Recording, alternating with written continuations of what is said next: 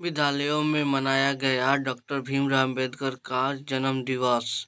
नौतन प्रखंड के शिवराजपुर पंचायत के उत्क्रमी मध्य विद्यालय के प्रांगण में प्रधानाध्यापक रामायण सर के द्वारा डॉक्टर भीमराव अम्बेडकर का जन्म दिवस मनाया गया।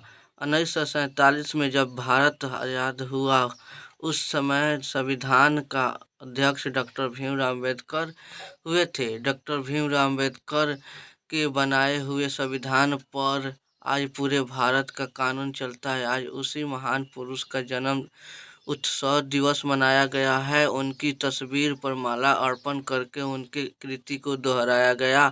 विद्यालय के प्रधानाध्यापक रामायण सर डॉक्टर भीमराव अम्बेडकर के तस्वीर पर माला चढ़ाकर नमस्कार किए तथा बच्चों के समक्ष डॉक्टर भीमराव अम्बेडकर के बारे में अवगत कराए। प्रिंसिपल रामायण सर, सहायक शिक्षक उपेंद्र कुमार नाथुर, कमलेश्वर जी, अजय कुमार तथा छात्र के दिलीप कुमार, सुशील कुमार, नीतीश कुमार होकर डॉक्टर भीमराव अम्बेडकर के जन्म उत्सव को मनाया। घर तक के न्यूज़ के संवाददाता त्रिलोकी राय की रिपोर्ट।